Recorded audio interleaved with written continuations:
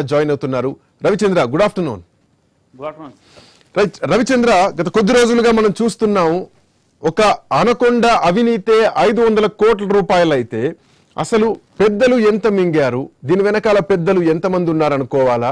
చాలా రోజుల నుంచి ఆరోపణలు వచ్చాయి. అంటే గత ప్రభుత్వంలో ఎంతమంది ఐఏఎస్ అధికారులు దీంట్లో ఉన్నారు, ఐఏఎస్ అధికారుల్ని పావులుగా వాడుకున్నది ఎవరు, దీని వెనకాల గత మంత్రులు ఏమైనా బయటకు వచ్చే అవకాశాలు ఉన్నాయా, ఏసీబీ కూడా చాలా కీలకంగా అడుగులు వేస్తోంది. మనం చూస్తున్నాం ఇప్పటికే శివబాలకృష్ణను విచారించింది.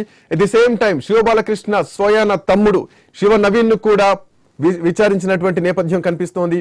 దీంట్లో భాగంగా ఐఏఎస్ అరవింద్ కుమార్ పేరు కూడా ప్రముఖంగా వినిపించింది.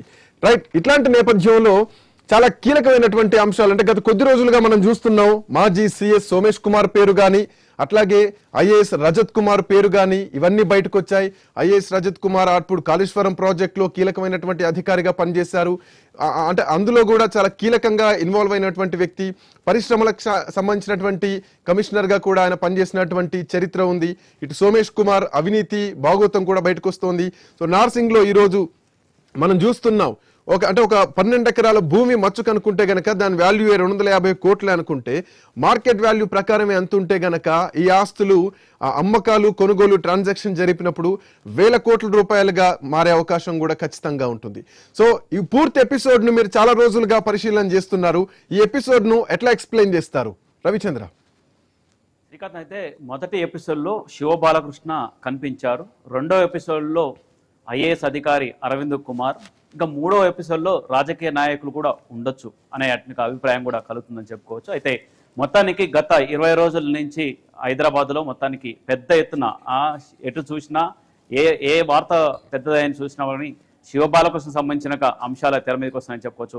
గత 20 రోజుల నుంచి ఏసీబీ అధికారులకు క్షణం తీరిక లేకుండా శివబాలకృష్ణ సంబంధించిన ఆస్తులపై విచారణ కొనసాగిస్తున్నారు అని చెప్పుకోవచ్చు.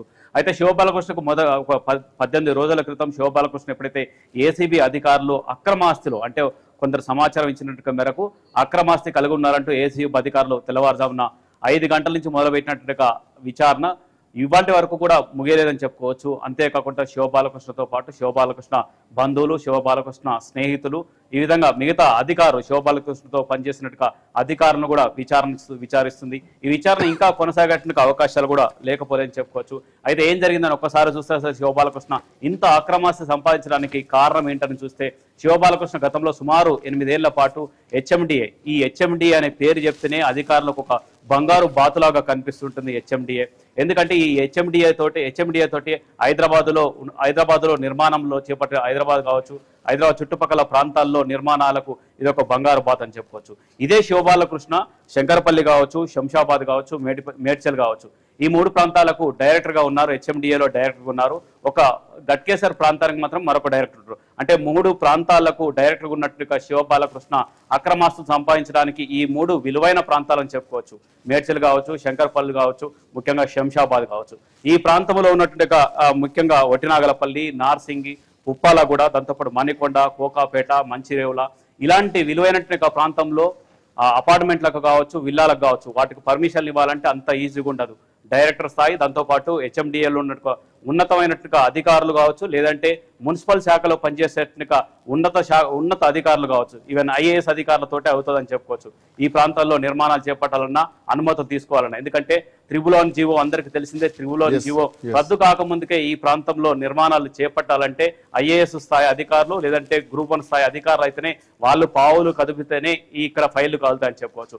అందులో అలాంటి ఫైళ్లు కదిలించడంలో శివబాలకృష్ణ దిట్ట అనటానికి సుమారు 1000 కోట్ల అక్రమాస్తి ఈ శివబాలకృష్ణ కావచ్చు, శివబాలకృష్ణ బినామీలు కావచ్చు, ఆయన బంధువులు కావచ్చు, సుమారు 1000 కోట్లు ఉంటుందని ఏసీబీ అంచనా వేసింది. ఆ కోణంలో దర్యాప్తు కొనసాగుతుంది. ఇంకా దర్యాప్తు చేయాల్సినట్టు అవసరం ఉంది. ఇప్పటికే 20 రోజులు, సుమారు 20 రోజులు పూర్తి అయిపోతుంది.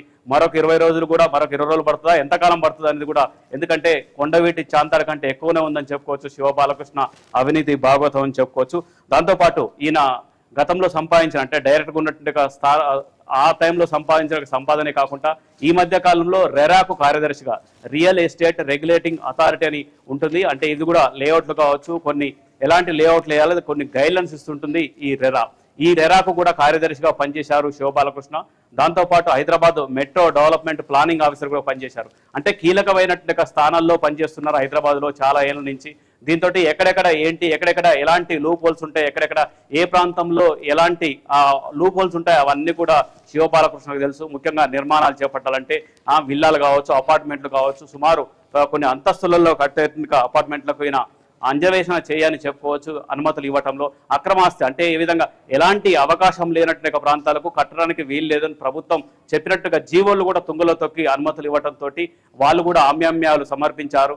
రియల్ ఎస్టేట్ కంపెనీలతో కూడా పెద్ద ఎత్తున సంబంధాలు ఉన్నాయి. అందులో కొన్ని ఆదిత్య కావచ్చు, ఫీనిక్స్ వాళ్ళకి సంబంధించిన ప్రతినిధులకు పిలిచి కూడా ఏసీబీ అధికారులు గంటల తరబడి విచారించారు.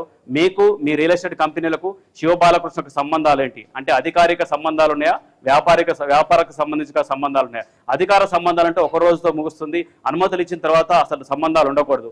అలాంటిది కొన్ని రోజుల పాటు మీ వాట్సాప్ కాళ్ళు కావచ్చు, దాంతోపాటు వాట్సాప్ చాటింగ్లు కావచ్చు, మెయిల్స్ కావచ్చు, ఇవన్నీ కూడా టెక్నికల్ కూడా సాంకేతికంగా శివబాలకృష్ణ ఎపిసోడ్ విషయంలో చాలా జాగ్రత్తగా, క్షుణ్ణంగా, చాలా కూలంకుషంగా ఏసీబీ దర్యాప్తు కొనసాగిస్తుంది. ఎందుకంటే మొదటి దఫాలో దొరికినట్టు శివబాలకృష్ణ వెనకాలో ఐఏఎస్ అధికారులు అంటే ఉన్నతాధికారులు ఉన్నారన్న కోణంలో ఈ కేసు నడుస్తుంది, ఈ కేసు దర్యాప్తు కొనసాగుతుందని చెప్పుకోవచ్చు. అయితే శివబాలకృష్ణ సంబంధించిన భూములు కూడా హవాక్ అయిపోయారు. ఏసీబీ అధికారులకే ఆశ్చర్యం కలిగిందని చెప్పుకోవచ్చు. ఒక గ్రూప్ 1 స్థాయి అధికారి ఇన్ని వందల ఎకరాలు ఎట్లా సంపాదిస్తారు, సుమారు 1000 కోట్లకు పైగా ఎలా సంపాదిస్తారంటే ఒక కోణంలో కూడా దర్యాప్తు చేపడుతున్నారు.